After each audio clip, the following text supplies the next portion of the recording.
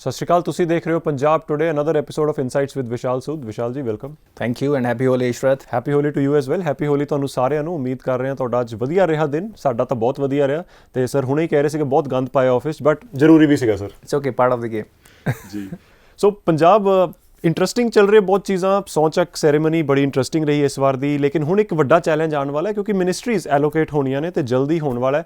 ਤੇ ਕਿਉਂਕਿ law and order ਦੀ ਅਸੀਂ ਹਮੇਸ਼ਾ ਗੱਲ ਕਰਦੇ ਰਹਿੰਦੇ ਹਾਂ, ਬਹੁਤ ਇੰਪੋਰਟੈਂਟ ਮਹਿਕਮਾ ਹੈ। ਤੁਸੀਂ ਹੁਣੇ ਹੀ ਕਹਿ ਰਹੇ ਸੀਗੇ Kunwar Vijay Pratap could be an ideal candidate, but will he get the job and do you think he will be good for it? I think he will be perfect for it. ਤੇ ਇਨਫੈਕਟ ਜਦੋਂ ਉਹਨਾਂ ਤੋਂ ਪੁੱਛਿਆ ਗਿਆ ਹੋਣੀ ਕਿ ਬਈ ਜਿਹੜੀ ਕੋਟਕਪੂਰਾ ਵਾਲੀ ਇਨਕੁਆਇਰੀ ਹੋਈ ਹੈ, ਜਿਹੜੀ ਇਨਫੈਕਟ ਗਵਰਨਮੈਂਟ ਨੇ ਹਮੇਸ਼ਾ ਇਹ ਚੱਲਦੀ ਰਹੀ ਹੈ ਕਿ ਬਈ ਅਕਾਲੀਸ ਐਂਡ ਕਾਂਗਰਸਿਸ ਦੇ ਸਪੋਰਟ each other, ਟੈਸਿਟਲੀ ਉਹ ਇੱਕ ਹੀ ਨੇ। ਇਹ ਆਮ ਆਦਮੀ ਪਾਰਟੀ ਉਹਨਾਂ 'ਤੇ ਇਲਜ਼ਾਮ ਲਾਉਂਦੀ ਰਹੀ ਹੈ।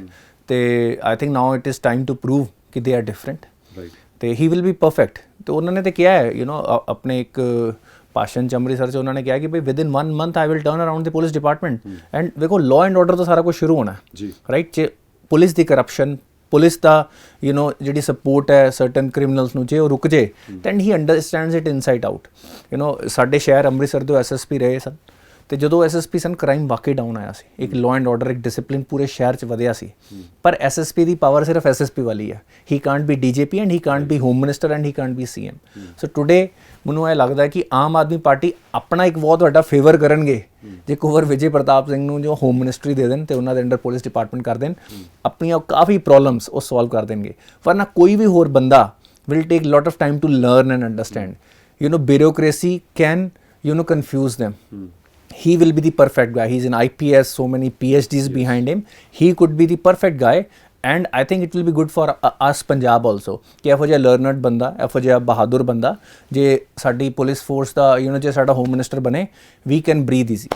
ਆਈ ਥਿੰਕ ਸਹੀ ਗੱਲ ਹੈ। ਜਿਵੇਂ ਦੇ ਹੁਣ MLAs ਆਏ ਨੇ, health, education and law and order, ਕਿਉਂਕਿ ਇਹਨਾਂ ਦੇ ਬੈਕਗਰਾਊਂਡਸ ਉਹ ਵਾਲੇ, so Punjab can really benefit from it. But ਮੈਨੂੰ ਸਿਰਫ ਇਹੀ ਹੈ ਕਿ ਇਹੋ ਜਿਹੀ ਪੋਸਟ 'ਤੇ ਆਉਣਾ, ਜੇ ਤੁਸੀਂ ਪਹਿਲਾਂ ਪੋਲੀਟਿਕਸ 'ਚ ਨਹੀਂ ਰਹੇ ਹੋ, ਸ਼ਾਇਦ ਜਿਵੇਂ ਤੁਸੀਂ ਕਿਹਾ ਬਿਊਰੋਕ੍ਰੇਸੀ ਨੂੰ ਸਾਹਮਣਾ ਮੁਸ਼ਕਿਲ ਹੁੰਦਾ, ਉਹਦੇ 'ਚ ਕਿਤੇ ਉਲਝ ਨਾ ਜਾਣਾ ਇਹੋ ਜਿਹੇ candidates. I doubt it. Let's say we were talking about Kunwar Pratap Singh ji. I think he understands bureaucracy. He has been a bureaucrat all his life, है ना? So ਉਹਨਾਂ ਦਾ ਐਕਸਪੀਰੀਅੰਸ ਹੈ। ਬਾਕੀ ਸਿਰਫ ਡਾਕਟਰ ਹੋਣਾ ਜਾਂ ਸਿਰਫ PhD ਹੋਣਾ will not make you the perfect candidate. I am just making an exception for him. He is the right candidate. ਉਹਨਾਂ ਦਾ ਐਕਸਪੀਰੀਅੰਸ ਹੀ ਬੜਾ ਲੰਬਾ ਤੇ ਵਾਸਟ ਹੈ, ਤੇ ਉਹਨਾਂ ਦੀ ਇੱਕ ਜਿਹੜੀ ਹੁੰਦੀ integrity, that has been a proven element. Main ਗੱਲ ਉਹ ਹੁੰਦੀ ਆ, ਵਿਜ਼ਨ ਹੋਣੀ ਚਾਹੀਦੀ ਆ। ਆਈ ਐਮ ਸ਼ੋਰ ਕਿ ਜਿਹੜੇ ਵੀ ਕੈਂਡੀਡੇਟ ਚੁਣੇ ਜਾਣ, ਆਪਾਂ ਹਮੇਸ਼ਾ ਕਹਿੰਦੇ choose the right candidate, understand there aptitude, interest, ਉਹਦੇ ਬੇਸਿਸ 'ਤੇ ਚੁਣੋ। ਜੇ ਇੱਕ ਵੱਡੀ ਕੰਪਨੀ ਚਲਾਉਣ ਨੂੰ ਜੇ CEO ਚੁਣਿਆ ਜਾਂਦਾ ਹੈ, ਉਹ ਜਿਸ ਪ੍ਰੋਸੈਸ ਨਾਲ, ਜਿਸ ਸੋਚ ਸਮਝ ਨਾਲ ਚੁਣਿਆ ਜਾਂਦਾ, ਆਫਕੋਰਸ ਤੁਹਾਡਾ ਪੂਲ ਆਫ ਕੈਂਡੀਡੇਟਸ ਹੈ 92 ਚੋਂ ਤੁਸੀਂ ਚੁਣਨੇ, ਚਲੋ we accept that, Aam Aadmi Party ਚੁਣਨੇ, ਬਟ ਉਹਨਾਂ ਨੂੰ ਨਾਲ ਟੀਮ ਦਿਓ। ਅਤੇ ਜੇ ਆਪਾਂ ਪ੍ਰੋਫੈਸ਼ਨਲਸ ਨੂੰ ਲਿਆ ਕੇ, ਇੱਕ ਵਿਜ਼ਨਰੀ ਲੋਕਾਂ ਨੂੰ ਲਿਆ ਕੇ ਜੇ ਆਪਾਂ ਹੈਡ ਇੱਕ ਵਾਰੀ ਸਹੀ ਜਗ੍ਹਾ 'ਤੇ ਬਿਠਾਵਾਂਗੇ ਨਾ, ਹੌਲੀ ਹੌਲੀ ਉਹ ਆਪਣਾ ਰਸਤਾ ਫੜ ਹੀ ਲੈਣਗੇ ਜੀ। 1 ਮਹੀਨੇ ਦੀ ਜਗ੍ਹਾ 2 ਮਹੀਨੇ ਲੱਗ ਜਾਣਗੇ। They will understand things. ਉਹਨਾਂ ਨੂੰ ਸਪੋਰਟ ਕਰੋ, ਉਹਨਾਂ ਨੂੰ ਗਾਈਡ ਕਰੋ। ਜਿਹੜੇ ਲੋਕੀ ਸਮਾਰਟ ਨੇ, ਵੇਖੋ ਮੈਂ ਤਾਂ ਕਹਿੰਦਾ ਐਤਕੀ ਇੱਕ ਨਵਾਂ ਮਾਡਲ ਬਣਾਓ। ਇੱਕ ਮਿਨਿਸਟਰ ਬਣਾਇਆ ਹੈ, ਨਾਲੇ ਉਹਨੂੰ ਕੁਝ MLAs ਨੂੰ ਉਹਦੀ ਸਪੋਰਟ ਕਾਉਂਸਲ ਦਾ ਪਾਰਟ ਬਣਾ ਦਿਓ, ਰਾਈਟ। ਜਿਹੜੇ ਸਮਝਦਾਰ ਨੇ, ਜਿਹੜੇ ਇੰਟੈਲੀਜੈਂਟ ਨੇ, ਜਾਂ ਕੋਈ ਹੋਰ ਟੀਮ ਉਹਨਾਂ ਨੂੰ, ਤੁਹਾਡੇ ਕੋਲ ਆਮ ਆਦਮੀ ਪਾਰਟੀ ਦਾ ਹੁਣ ਇੱਕ ਚੰਗਾ ਭਲਾ ਕਾਡਰ ਬਣ ਗਿਆ ਹੈ। This is what BJP does. ਉੱਥੇ ਇਹ ਨਹੀਂ ਹੈ ਕਿ ਸਿਰਫ ਮਿਨਿਸਟਰ, ਉਹਨਾਂ ਨੂੰ ਇੱਕ ਪੂਰੀ ਸਪੋਰਟ ਟੀਮ ਦਿਓ, ਜਿਹੜੇ ਉਹਨਾਂ ਨੂੰ ਇੱਕ ਸਹੀ ਇਨਸਾਈਟਸ ਦੇਣ, ਤੇ ਉਹਦੇ ਬੇਸਿਸ ਦੇ ਉੱਤੇ ਉਹ ਬੈਟਰ ਡਿਸੀਜਨ ਲੈਣ। You need not to do what has been done always, you can always do it better. ਅਤੇ ਮੈਨੂੰ ਲੱਗਦਾ ਕਿ ਇਸ ਵੇਲੇ ਪੰਜਾਬ ਨੂੰ ਵੀ ਜਾਂ ਆਮ ਆਦਮੀ ਪਾਰਟੀ ਨੂੰ ਇੱਕ ਫੁੱਲ ਫਲੈਜ ਸਟੇਟ ਚਲਾਉਣ ਦਾ ਪਹਿਲੀ ਵਾਰੀ ਮੌਕਾ ਮਿਲਿਆ ਹੈ। ਦੇ ਸ਼ੁੱਡ ਡੂ ਇਟ ਡਿਫਰੈਂਟਲੀ, ਵੱਖਰੇ ਤਰੀਕੇ ਨਾਲ ਕਰਨਗੇ, ਸੋਚ ਸਮਝ ਕੇ। ਅਕਾਊਂਟੇਬਿਲਿਟੀ ਵੀ ਰਹੇਗੀ, ਰਾਈਟ। ਇੱਕੋ ਬੰਦਾ ਹੀ ਕਿਉਂ ਕੋਈ ਡਿਸੀਜਨ ਲੈਂਦਾ ਰਹੇ? ਮੇ ਬੀ ਤੁਸੀਂ ਉਹਨੂੰ ਮਿਸਜੱਜ ਕਰ ਲਿਆ, ਰਾਈਟ। ਇਹ ਵੀ ਤਾਂ ਹੋ ਸਕਦਾ ਨਾ। ਸਾਰੇ ਕੈਂਡੀਡੇਟ ਤਾਂ ਇਸ ਤਰ੍ਹਾਂ ਹੈ ਨਹੀਂ ਆ। ਉਹ ਆਪ ਕਹਿੰਦੇ ਨੇ 99% ਇਮਾਨਦਾਰ ਨੇ, ਤੇ 1% ਪਤਾ ਨਹੀਂ ਕਿੱਥੇ ਆ ਕੇ ਆ ਜੇ, ਉਹ ਵੀ ਲੱਭਣਾ। ਚਲੋ ਆਪਾਂ ਮੰਨ ਲਈ ਉਹਨਾਂ ਦੀ ਗੱਲ ਕਿ 99% ਇਮਾਨਦਾਰ ਨੇ, ਬਟ ਸਟਿਲ ਕਈ ਕੈਂਡੀਡੇਟ ਇਹੋ ਜਿਹੇ ਨੇ ਜਿਹੜੇ ਪੁਰਾਣੇ ਪੋਲੀਟੀਸ਼ੀਅਨ ਨੇ, ਤੇ ਇਸ ਕਰਕੇ ਥੋੜ੍ਹਾ ਜਿਹਾ ਸਿਸਟਮ ਇਹੋ ਜਿਹਾ ਬਣਾਓ ਕਿ ਉਹਨਾਂ ਦੀ ਅਕਾਊਂਟੇਬਿਲਿਟੀ ਬਣੇ। ਬਿਲਕੁਲ, no doubt about it. And accountability ਦੀ ਗੱਲ ਕਰ ਰਹੇ ਹਾਂ, ਸੋ ਜੇ ਵਰਲਡ ਪੋਲੀਟਿਕਸ ਦੀ ਗੱਲ ਕਰੀਏ, ਨਾਓ US and China the heat up ਹੋ ਰਹੀ ਹੈ, ਕਿਉਂਕਿ US ਇਜ਼ ਸੇਇੰਗ ਕਿ ਚਾਈਨਾ ਸਪੋਰਟ ਕਰ ਰਿਹਾ ਰਸ਼ੀਆ ਨੂੰ, ਉਹਨੂੰ ਹਥਿਆਰ ਮੁਹੱਈਆ ਕਰਾ ਰਿਹਾ ਹੈ, ਤੇ we are going to take action and China is going to be responsible. So this is another kind of cold war starting. ਦੇਖੋ, ਆਪਾਂ 2 ਐਪੀਸੋਡ ਪਹਿਲਾਂ ਵੀ ਗੱਲ ਕੀਤੀ ਸੀ ਕਿ ਫੇਕ ਨਿਊਜ਼ ਨਿਕਲੀ। ਇਹ ਸਾਰਾ ਇੱਕ ਵੈਸਟਰਨ ਮੀਡੀਆ ਪਹਿਲਾਂ ਪ੍ਰੀਟੈਕਸਟ ਕ੍ਰੀਏਟ ਕਰਨਾ ਸ਼ੁਰੂ ਕਰਦਾ ਹੈ, ਇੱਕ ਹਵਾ ਬਣਾਉਣੀ ਸ਼ੁਰੂ ਕਰਦਾ ਜੀ ਅਸੀਂ ਇਹ ਪੰਗਾ ਕਿਉਂ ਕਰਨਾ। ਉਹ ਭਾਵੇਂ ਸੱਚ ਹੋਵੇ ਝੂਠ ਹੋਵੇ, ਉਹਨਾਂ ਨੂੰ ਕੁਛ ਨਹੀਂ ਲੈਣਾ ਦੇਣਾ। ਇਰਾਕ 'ਚ ਵੈਪਨਸ ਆਫ ਮਾਸ ਡਿਸਟਰਕਸ਼ਨ ਹਜੇ ਤੱਕ ਲੋਕੀ ਲੱਭਦੇ ਪਏ, ਉਹਨਾਂ ਨੂੰ ਲੱਭੇ ਨਹੀਂ ਹੈ ਨਾ। ਉਹ ਪੂਰਾ ਦੇਸ਼ ਬਰਬਾਦ ਹੋ ਗਿਆ। ਮਤਲਬ ਕਿ ਵੈਸਟਰਨ ਮੀਡੀਆ, ਵੈਸਟਰਨ ਕੰਟਰੀਜ਼ ਜਿਹੜੇ ਉਸ ਦੇਸ਼ ਦੇ ਲੋਕੀ ਨੇ, ਜਦੋਂ ਉੱਥੇ ਲਾਅ ਐਂਡ ਆਰਡਰ ਖਤਮ ਹੋ ਜਾਂਦਾ, ਜਦੋਂ ਤੁਸੀਂ ਇਨਫਰਾਸਟ੍ਰਕਚਰ ਲਾਅ ਐਂਡ ਆਰਡਰ ਖਤਮ ਕਰਤਾ, ਓਪਰਚੁਨਿਟੀ ਖਤਮ ਹੋ ਗਈਆਂ, ਸਭ ਤੋਂ ਜ਼ਿਆਦਾ ਸਫਰ ਦੱਸਾਂ ਕੌਣ ਕਰਦੇ ਨੇ? Woman and children. ਬਿਲਕੁਲ ਇੰਨੀਆਂ ਐਟਰੋਸਿਟੀਜ਼, ਦੇ ਆਰ ਉੱਥੇ ਲਾਅ ਐਂਡ ਆਰਡਰ ਜਿਹਦੇ ਹੱਥ 'ਚ ਤਾਕਤ ਹੈ ਉਹ ਚਲਾਉਂਦਾ ਪਿਆ। ਉੱਥੇ ਕੋਈ ਸਾਡੇ ਦੇ ਇਸ ਤਰ੍ਹਾਂ ਪੁਲਿਸ ਵਗੈਰਾ ਥੋੜਾ ਕੁਛ ਰਹਿ ਜਾਂਦੀ, ਉਹ ਨਾਮ ਦੀਆਂ ਚੀਜ਼ਾਂ ਰਹਿ ਜਾਂਦੀਆਂ। ਉੱਥੇ ਤੇ ਸਿਰਫ ਜਿਹੜੇ ਹੁੰਦੇ ਨੇ ਹਾਰਡਨ ਕ੍ਰਿਮੀਨਲਸ ਉਹ ਰੂਲ ਕਰਦੇ ਨੇ। ਬਿਲਕੁਲ ਇਸ ਤਰ੍ਹਾਂ ਇੱਕ ਇੱਕ ਕਰਕੇ ਤੁਸੀਂ ਦੇਸ਼ਾਂ ਨੂੰ ਇਸ ਤਰ੍ਹਾਂ ਬਰਬਾਦ ਕਰ ਦੋਗੇ। ਇਰਾਕ 'ਚ ਚੰਗਾ ਭਲਾ ਇਨਫਰਾਸਟ੍ਰਕਚਰ ਸੀ, ਲਾਅ ਐਂਡ ਆਰਡਰ ਸੀ, ਇੱਕ ਸਟੇਟ ਚੱਲਦੀ ਪਈ ਸੀ। In the name of democracy you have destroyed everything and this is one of the many examples. ਅੱਜ ਤਾਲਿਬਾਨ ਨੂੰ ਤੁਸੀਂ ਇੱਕ ਦੇਸ਼ ਫੜਾ ਕੇ ਚਲੇ ਗਏ ਹੋ। ਅੱਜ ਉਹ ਅਹਿਸਾਨ ਕਰਦੇ ਪਏ ਨੇ ਜੀ ਅਸੀਂ ਵੂਮਨ ਨੂੰ ਪੜ੍ਹਨ ਦੇਵਾਂਗੇ। ਉਹ ਕਹਿੰਦੇ ਜੀ ਚਲੋ ਜੀ ਦਿਲ ਵੱਡਾ ਕੀਤਾ, ਵੂਮਨ ਸਕੂਲ ਚਲੇ ਜਾਣ। ਪਰ ਤੁਹਾਨੂੰ ਲੱਗਦਾ ਪ੍ਰੈਕਟੀਕਲੀ ਉਹਨਾਂ ਨੂੰ ਉੱਥੇ ਪੜ੍ਹਾਇਆ ਕੀ ਜਾਏਗਾ? What lessons will they learn? ਬੱਚਿਆਂ ਨੂੰ ਜੇ ਤੁਸੀਂ ਪੜ੍ਹਾਓਗੇ ਕਿ you are not a human being, you are an entity, ਪੜ੍ਹਾਈ ਕੀ ਹੋਏਗੀ? ਇਹ ਸਿਰਫ ਦਿਖਾਣ ਲਈ ਕਹਤਾ ਜੀ ਆਪਾਂ ਪੜ੍ਹਾਉਣ ਦਿੰਦੇ ਹਾਂ। So US has done more atrocities on this globe than any other country or western countries. ਮੈਂ ਜੇ ਕਹਦਾ ਤੁਸੀਂ ਹਿਸਟੋਰੀਕਲੀ ਵੇਖ ਲਓ ਪਿਛਲੇ 400-500 ਸਾਲਾਂ 'ਚ ਦੀ ਕਾਈਂਡ ਆਫ ਜੇ ਸਲੇਵ ਟ੍ਰੇਡ ਦੀ ਗੱਲ ਕਰੀਏ, ਜਿਹੜੇ ਸਟੇਟਸ ਅਫਰੀਕਾ ਕੰਟੀਨੈਂਟ ਦੀ ਮੈਂ ਪੂਰੀ ਗੱਲ ਕਰ ਲਾਂ, ਇਹਨੇ ਮੈਂ ਚਾਈਨਾ, ਇੰਡੀਆ, ਮੈਂ ਸਾਰੇ ਦੇਸ਼ਾਂ ਦੇ ਇੱਥੇ ਗੱਲ ਕਰ ਲਾਂ, we all have suffered at the hands of western countries. ਤੇ ਇਸ ਕਰਕੇ ਉਹਨਾਂ ਦਾ ਇਹ ਕਹਿਣਾ ਹੈ ਪ੍ਰੀਟੈਕਸ ਦੇਣਾ ਇਜ਼ ਨਾਟ ਰਾਈਟ। ਇੱਕ ਹੋਰ ਤੁਸੀਂ when economy is already recovering, ਤੇ ਵੇਖੋ ਪੂਰੈਸਟ ਆਫ ਦੀ ਪੂਰੈਸਟ ਨੇਸ਼ਨ ਜਿਹੜੇ ਹੁੰਦੇ ਨੇ ਜਾਂ ਇਕੋਨਮੀਜ਼ ਜਾਂ ਪੀਪਲ ਜਿਹੜੇ ਸਟ੍ਰਾਟਾ ਦੇ ਹੁੰਦੇ ਨੇ ਉਹ ਸਫਰ ਕਰਦੇ ਨੇ। ਇਹਨਾਂ ਦਾ ਕੀ ਜਾਂਦਾ ਪਿਆ? ਇਹ ਉਹਨਾਂ ਨੂੰ ਤਕਲੀਫ, they don't care for their problems. ਤੇ ਇਸ ਕਰਕੇ ਇਹ statements are irresponsible and I think they should not be made. ਤੇ China is a very strong power, ਉਹਨਾਂ ਨੇ ਆਪਣੇ ਆਪ ਨੂੰ ਐਮਫਸਾਈਜ਼ ਕਰਦੇ ਪਏ ਨੇ। ਬਟ ਇਸ ਸਾਰੀ ਚੀਜ਼ ਦਾ ਕੰਟੈਕਸਟ ਇਸ ਪਾਸੇ ਵੀ ਹੋਣਾ ਚਾਹੀਦਾ ਕਿ ਬਈ ਇੰਡੀਆ ਨੂੰ ਆਪਣੇ ਡਿਫੈਂਸਿਸ, ਆਪਣੇ ਇੰਟਰਸਟ ਦਾ ਧਿਆਨ ਰੱਖਣਾ ਚਾਹੀਦਾ। That is more important. ਦੇ should not ਰਿਲਾਈ on any country.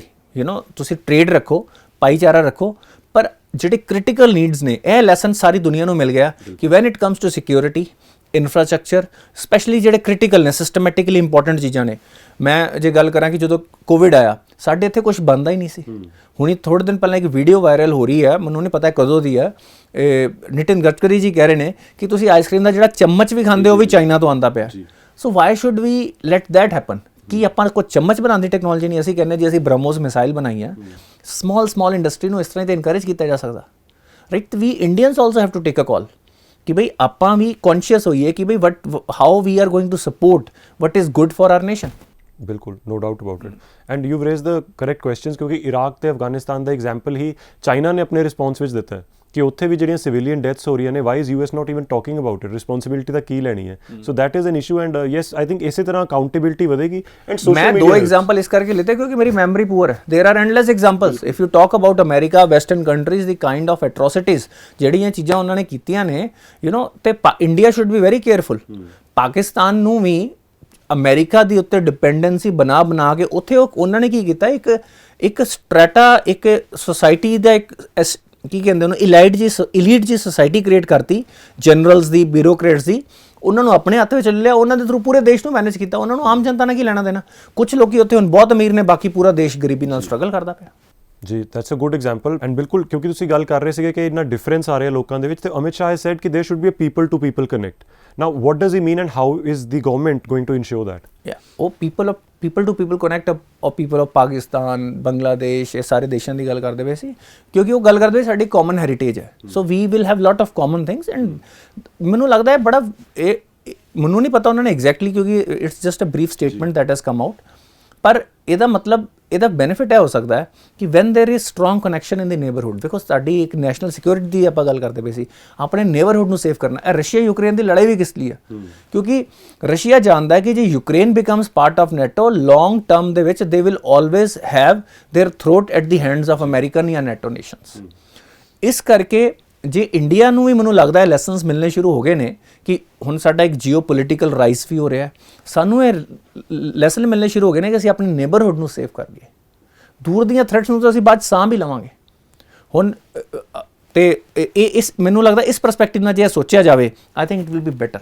ਜੋ ਗੱਲ ਆਪਾਂ ਇਨਫੈਕਟ ਅਗੇਨ ਇਨਸਾਈਟ ਥੋੜ੍ਹੇ ਦਿਨ ਪਹਿਲਾਂ ਕਰਦੇ ਸੀ, ਅਸੀਂ ਵੀ ਆਪਣੇ ਨੇਬਰਹੁੱਡ ਨੂੰ ਸੇਫ ਕਰੀਏ and this is the way we reach out to them. We already India ਨੇ ਸਾਰਕ ਦੇ ਕਈ ਨੇਸ਼ਨਸ ਨੂੰ, ਹੁਣ ਜਿਵੇਂ ਤੁਹਾਨੂੰ ਯਾਦ ਹੋਏਗਾ ਜਦੋਂ ਕਾਰਗਿਲ ਦੀ ਲੜਾਈ ਹੋਈ ਸੀ, US did not provide us data of their satellites to understand where the enemy is. So India developed its own satellite. Weather information, ਹੁਣ ਵੈਦਰ ਇਨਫੋਰਮੇਸ਼ਨ ਵਰਗੀਆਂ ਚੀਜ਼ਾਂ, ਜਿਹੜਾ ਟ੍ਰੈਫਿਕ ਵਾਲੇ ਆਂਦਾ, ਜਿਹੜਾ ਉਹਨੂੰ ਗੂਗਲ ਮੈਪਸ ਜਿਹੜਾ ਆਉਂਦੇ ਨੇ ਜਿਸ ਸੈਟਲਾਈਟ ਤੋਂ ਚੱਲਦੇ ਨੇ, ਉਹ ਸਾਰੀ ਤਰ੍ਹਾਂ ਦੀ ਟੈਕਨੋਲੋਜੀ ਇੰਡੀਆ ਨੇ ਆਪਣੀ ਡਿਵੈਲਪ ਕਰ ਲਈ ਆ, and India is now providing it to SAARC nations. ਇਹਦੇ ਨਾਲ ਤੁਹਾਡੀ ਉਹਨਾਂ ਦੀ ਡਿਪੈਂਡੈਂਸੀ, ਤੁਹਾਡੇ ਰਿਲੇਸ਼ਨ ਡੀਪ ਹੁੰਦੇ ਨੇ, ਤੇ there is less chance ਕਿ ਕੋਈ ਹੋਰ ਤੁਹਾਡੀ enemy power, China is one of the biggest threat that India is facing, ਤੇ it will be difficult for them to move out of our system. ਤੇ ਹਰ ਵੱਡੀ ਪਾਵਰ ਨੂੰ ਆਪਣੇ ਆਸ-ਪਾਸ ਇੱਕ orbit of influence ਬਣਾਉਣਾ ਪੈਂਦਾ ਹੈ, ਇੱਕ ਆਪਣੀ geopolitical influence the orbit, center of gravity ਬਣਨਾ ਪੈਂਦਾ ਹੈ. How does that happen? It does not happen just through military power, it happens through soft power also. I think soft power will play a major role. ਤੇ India always has a strength of a very peaceful and accommodating nation.